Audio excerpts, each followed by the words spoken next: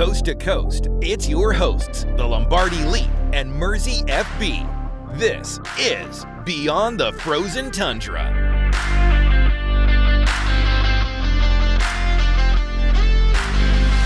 Hello, everybody. Welcome back to the show. I'm your host, Lombardi, here with Mersey. We're talking Packers football.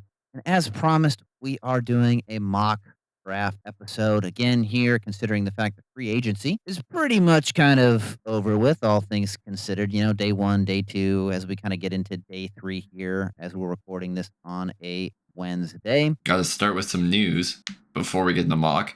Let me know, who did the Packers sign today? They signed defensive tackle Javon Hargrave, 10-year veteran. I'm very excited about this signing. I think a little bit more than you are. The money got me. Like, I was a little shocked at was it 23 mil, 13 this year, 10 next year. Like, that surprised me a little bit. It's the price is a little high, but he is 6'2", 305, carries the weight very well. He can play at the nose tackle and offers good pass rushing ability from the one tech spot. Here's what I like the most about him. Of his 10 years in the league, he has played less than 15 games one time. Generally stays healthy. Which is solid. Mm-hmm. Like, you need somebody like that, considering what's unfortunate happening with White, what he's coming back from.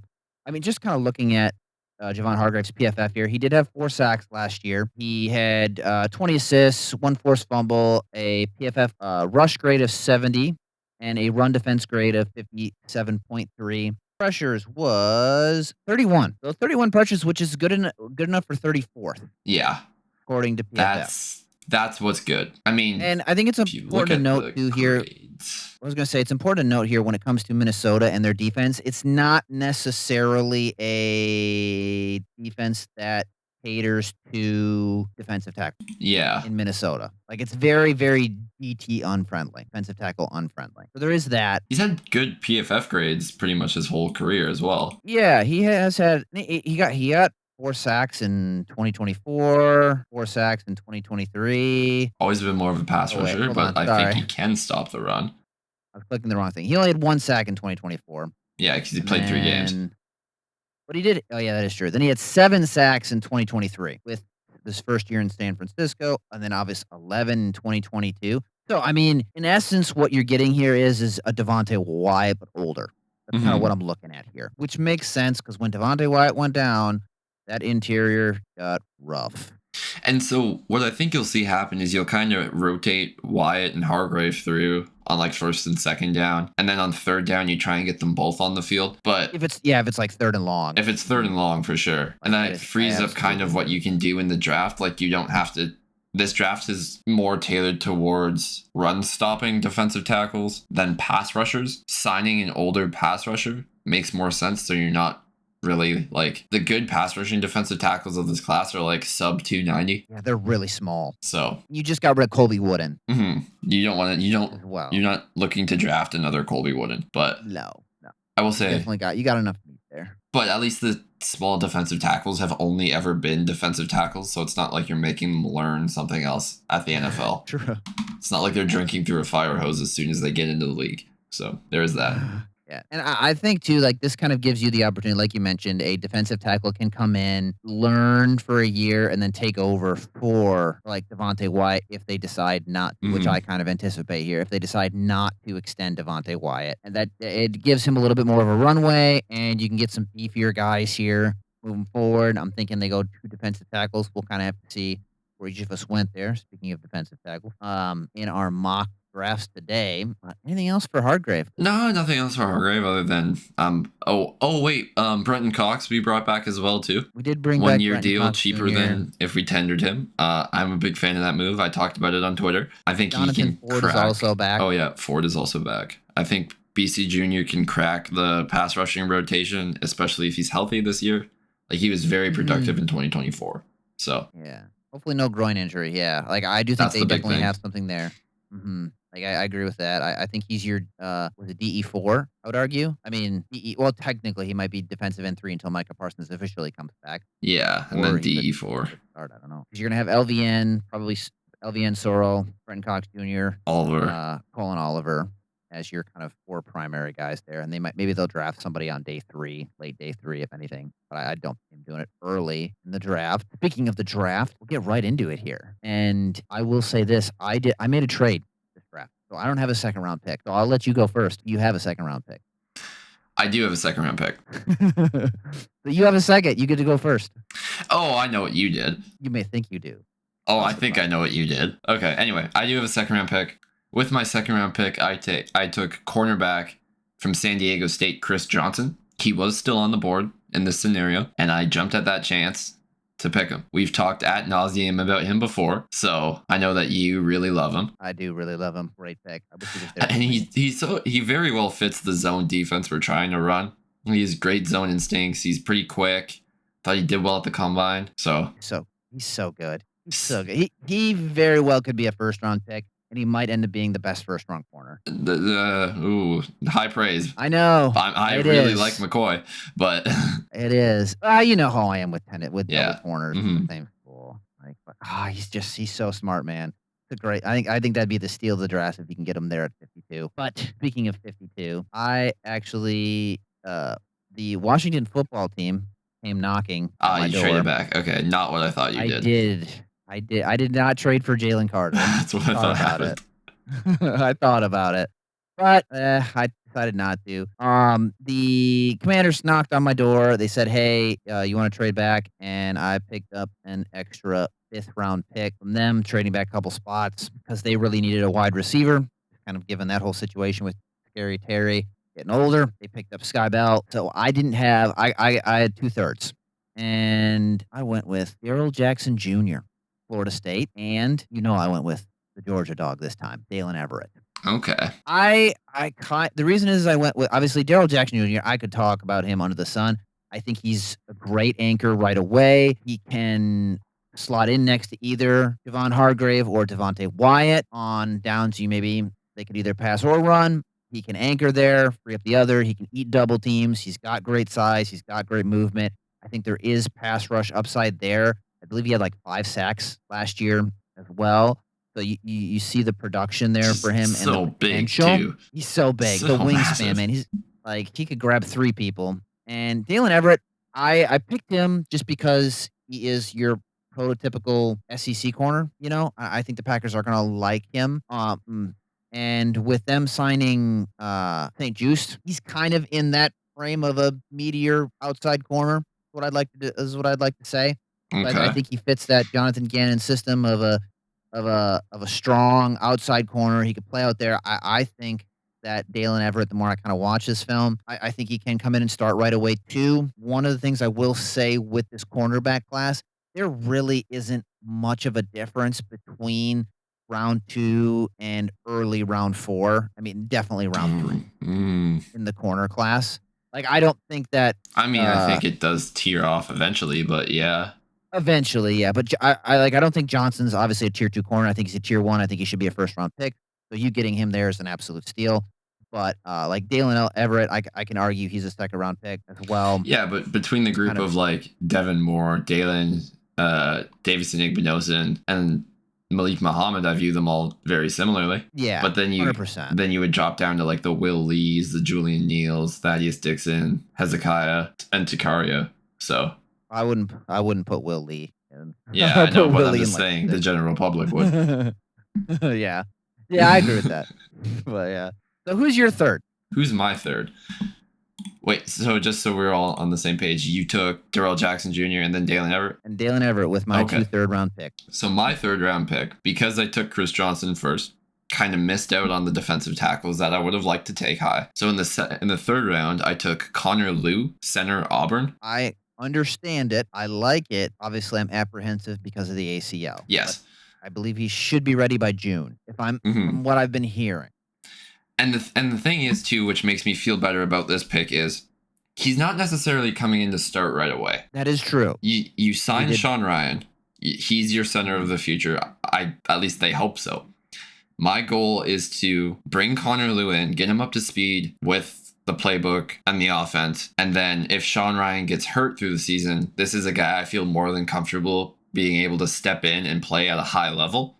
Secondly, this pick is only happening because of an injury discount. Connor Liu is a top 50 player in the class if he's healthy. Yeah. Getting him he's at 84 is center a one. steal. He is center one. Unless you view God, who is it? Fano?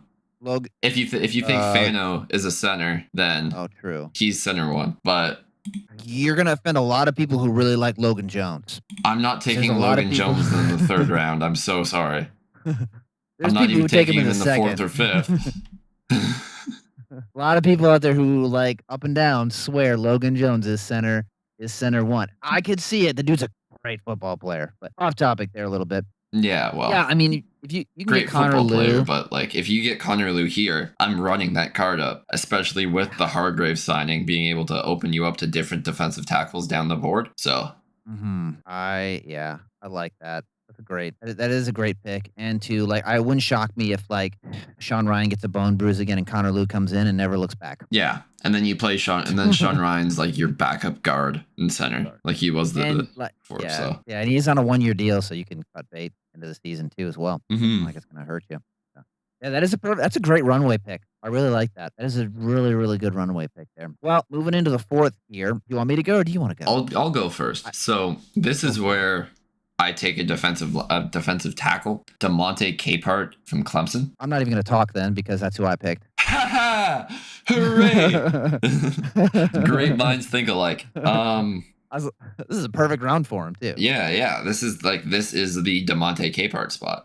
I wouldn't want to draft him higher. I'd be very happy if we got him lower. But the 10.0, or not 10.0, but like the very high RAS popped. And then you're like, wow, what was this guy asked to do at Clemson? They made Peter Woods do a lot more of the flashy stuff. So DeMonte was almost like an afterthought, but I think he still can be a good defensive tackle in the right system. Green Bay is that system. Yeah. Because with him being older too. He can line up wherever. Yeah, 100%. 100%. And at the very least, too, like, he can sit there and eat people. That's what he did at Clemson. Yeah. I mean, when he eats people, it's fun to watch him eat people. Like, it really is. Because he's 6'5", 315. He kind of anchors like he's 330. Yeah.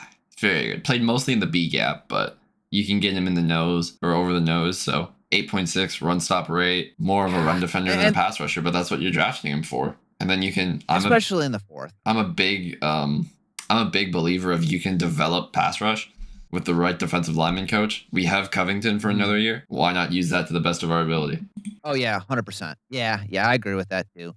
And he's a step up from your nose tackles that you do currently have on the roster, like Jonathan Ford or Nazir Stackhouse, who I do kind of expect Nazir Stackhouse to take some leaps, yeah. Yeah, you're moving forward. And Warren, too. Like, Warren, he's like kind of Warren-like, but like Warren's a better pass rusher, so... Yeah, which is kind of funny because like he didn't really show that at Georgia. No, he's more of a run defender. So that's kind of and that's a great point too. Is like I expect him to take another step. So those are both really, really good points here. And now we're sneaking into the round 5, right? Fifth round. Fifth round. I'm not going to talk about what's his name again because we just had that conversation. I'm not going to talk about DeMonte Capehart because we both drafted him there. With my. With my first 5th round pick here, I got 2, from my trade. Right. I took tight end. Actually, out of Houston, Tanner Kazoil. Okay. Isn't he 6'3"? He's shorter for a tight end, right? No, he's 6'6". Never mind. I'm thinking of someone else. I was thinking of Royer. Yeah, he's 6'7", 250. He's a big dude. Well, I mean, he's only 247 weight wise. Oh, okay. But he's 6'6". He ran a 4.7 40-yard dash. He's not the greatest blocker, but for some odd reason, the Green Bay Packers are obsessed with these type of tight ends. This guy is an athlete. He's 9.72 RAS score. He's fast. He's explosive. They think they can teach him how to block? They think they can teach him how to block. Okay. Yes. And I will say this, it's probably 3rd time's the charm. I hope so. And the reason I say that is because they tried it with Jimmy Graham and it didn't work because it's Jimmy Graham at that point. Tried it with Luke. They tried it with Luke Musgrave. He can't stay on his feet. The one thing I will say with Tanner Kazoil, looking at some brief film, is that he can actually stay on his feet. So I believe the ability to block is there. He's explosive. And this is like the grade A Packers tight end that they want to take. They're like, hey, if you can at least attempt to block, I'm going to use you. I mean, his arm length is almost 34 inches long. He's 6'6". Like, that's a massive target. Okay. To throw Here's to. an important metric of success, which is usually the most translatable. Yards per route run in terms of a receiver. Any receiver with a yards per route run over 1.5 will generally be successful at the next level. Tanner Koziel's is 2.26, astronomically high. Yeah. So I believe, will be productive as a receiver. So that's a good sign. Bring back the gold zone. Mm-hmm. Touchdown city. That's what I want.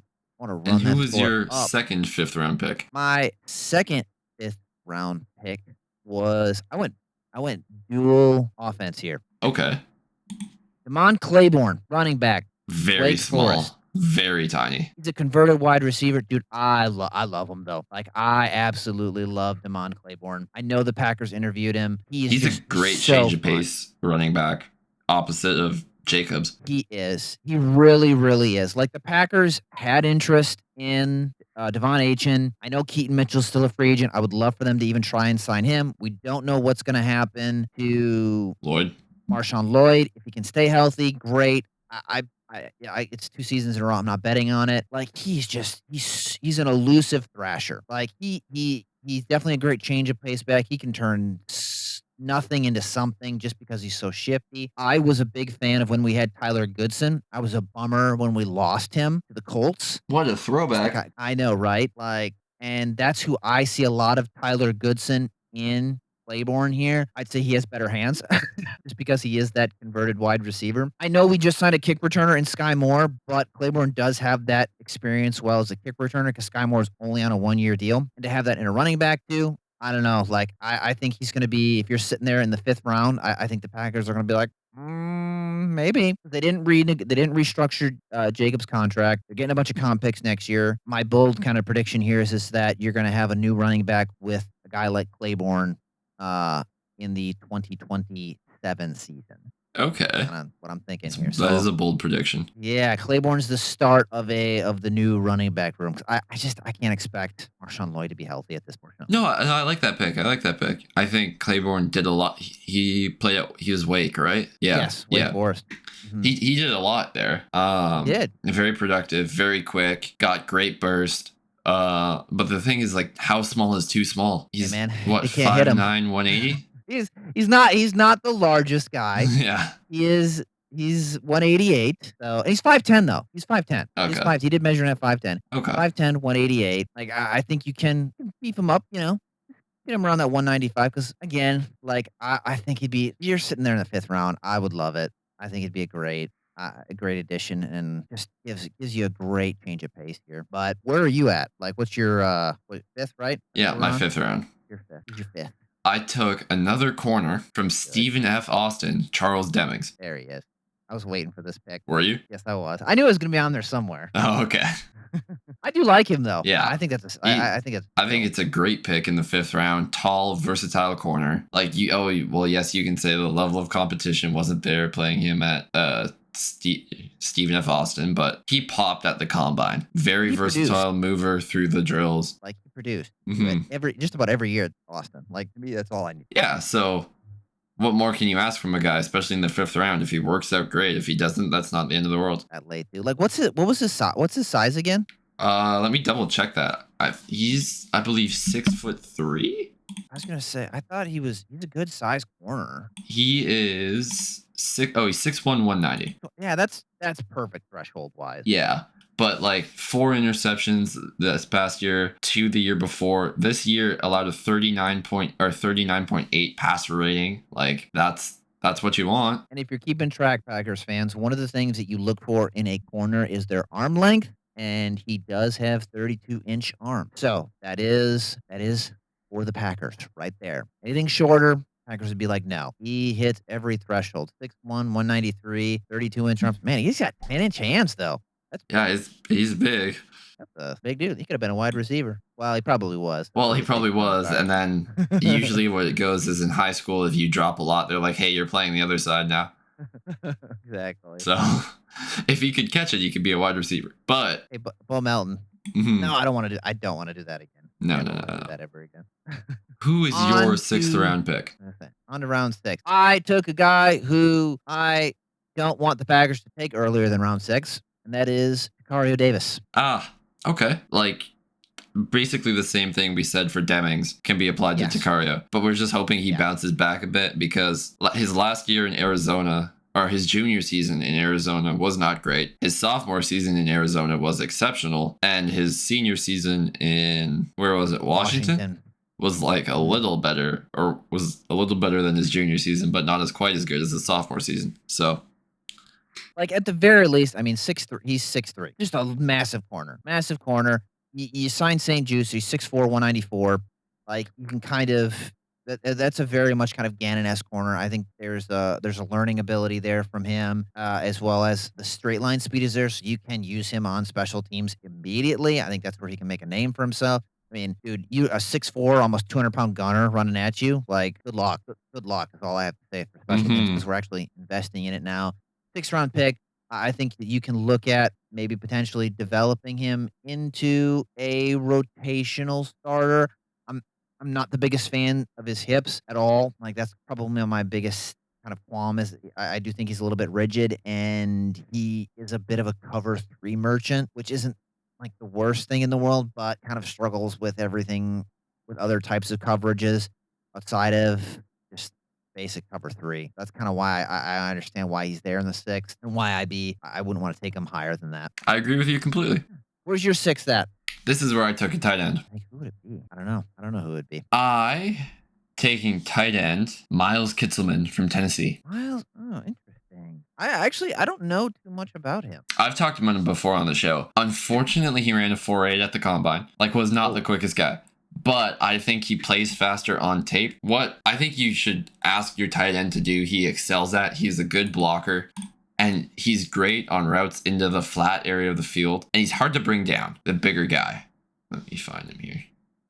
He ran a 4. I can't believe he's 6'5", 255, and he's a pretty good blocker.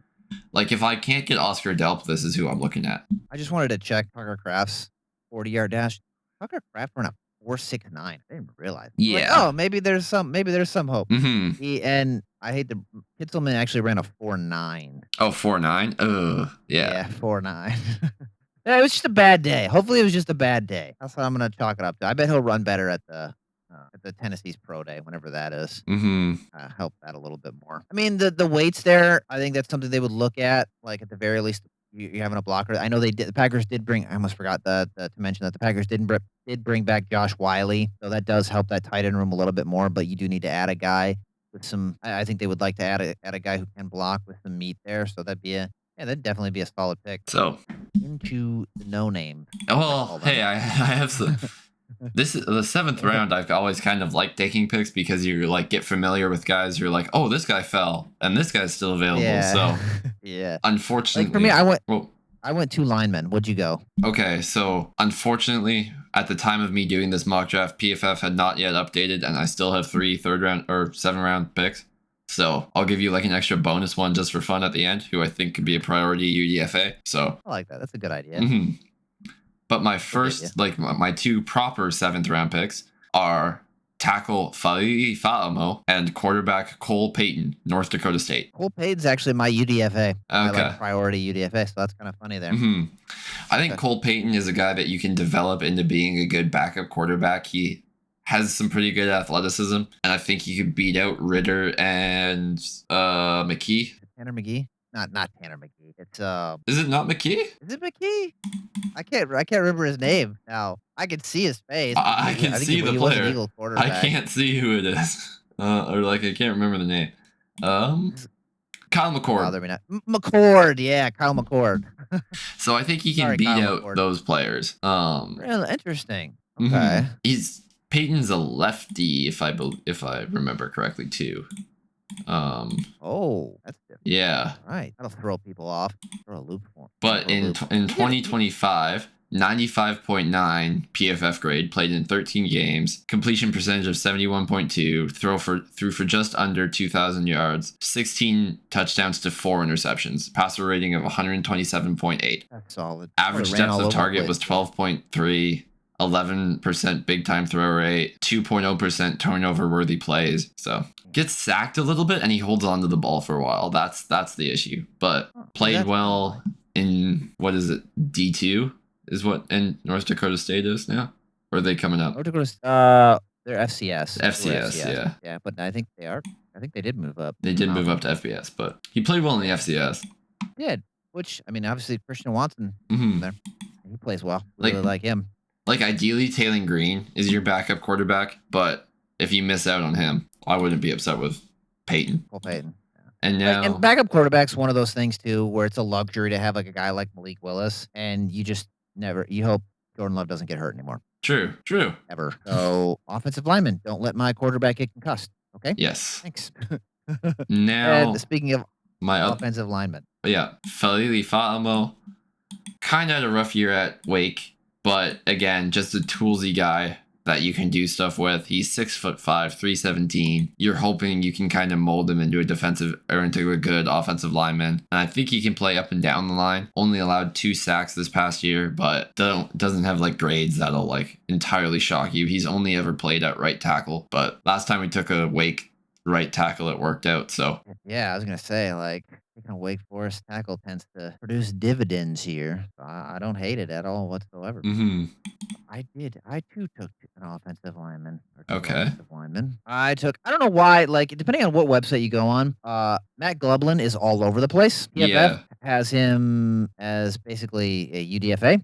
I think he's a 4th round pick.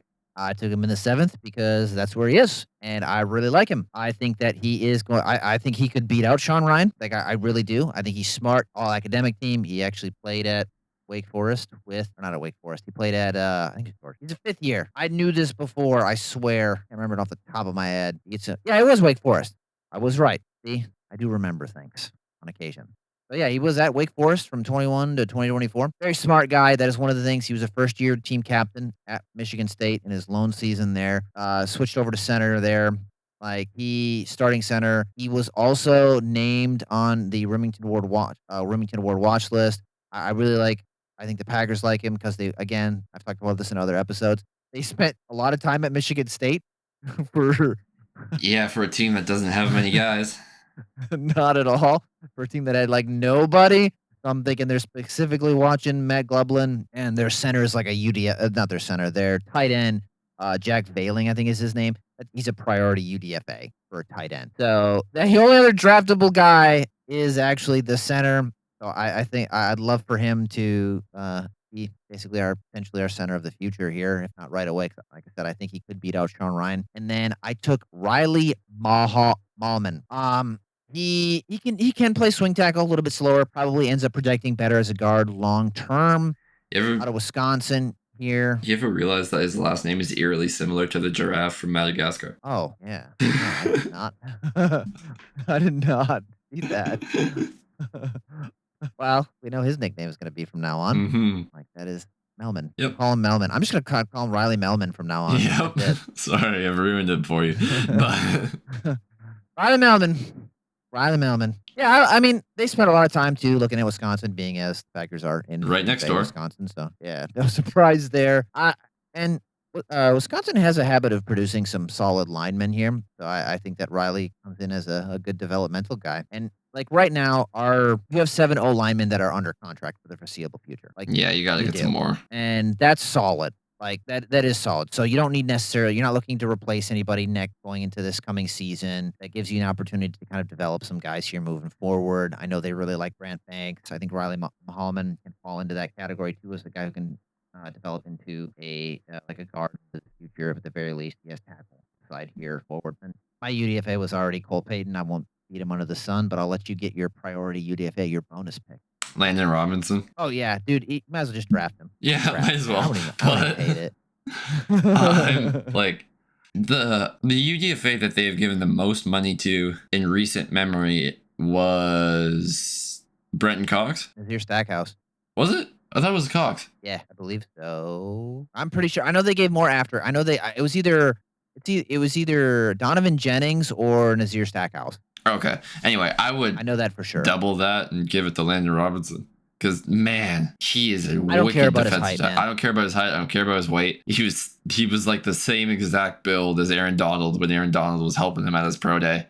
Dude, he's a mean fighting machine. And for those of you who don't know who Mike Wall is, he is a former guard for the Green Bay Packers.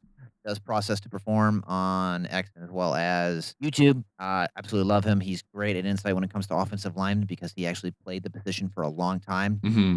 He loves this guy. He says, I don't think the NFL really understands just how hard it is to defend against guys like him.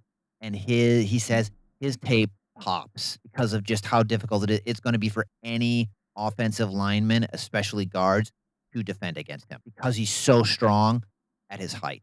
Yeah, it's exactly that. He's like Jason Kelce said the player who gave him the biggest fits to deal with was Poona Ford because Poona was shorter than him with longer arms. Landon Robinson is a shorter defensive tackle who will just have a natural leverage advantage. So I can't remember what was his RAS score. Like I know he tested like a 9 point. Landon Robinson, I don't think he qualified because it wasn't at the combine, but using the numbers. He did his pro day, and they did calculate it as a 9.41. So he came in at 5, just shy of 6 foot, 293. It's like I mean, 293.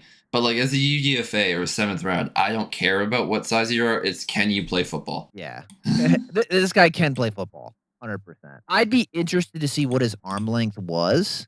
I know that hasn't been reported yet, but I know that every single NFL team was there to watch him perform. Yeah. So awesome. He could sneak into the 5th. Like I really do. Maybe even earlier, man. I feel like he's one of those guys that could surprise people. That's how high he goes. Mm-hmm. I'll go top to bottom for mine, and then you can go top to bottom to yours. I had Darrell Jackson Jr. for my first third after a trade with Washington, trade back. Dalen Everett in the 3rd, DeMonte Capehart in the 4th, Tanner Kazoil in the 5th, Damon Claiborne in the 5th, Mario Davis in the 6th, Matt Glublin in the 7th, and Riley Hallman in the 7th. And then my UDFA was Cole Payton. That's my draft. And PFF, if you care about the PFF grades, they gave me a B. I think it's an A+. Nope.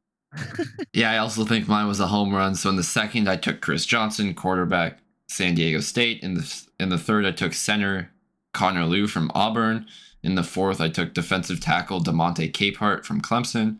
In the 5th, I took cornerback Charles Demings, Stephen F. Austin. In the 6th, I took tight end Miles Kitselman from Tennessee. In the 7th round, I took tackle Falili Fa'amo from Wake Forest and quarterback Cole Payton from North Dakota State. And my UDFA was defensive tackle Landon Robinson from Navy. Awesome.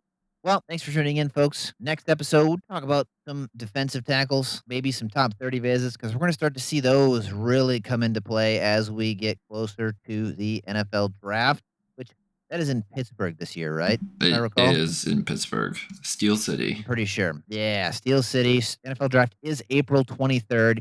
April 23rd? Oh my God, I thought it was the 25th. Yeah, no. April 23rd to the 25th. Starts Thursday, 8 p.m. Right. Okay. Well, for us, it doesn't start until the 24th. That's true. Now. But like the first round's still fun to watch. So it is fun to watch. The Hugh sneaks into there. So next episode, we have some defensive tackles to talk about. That is all. Until next time.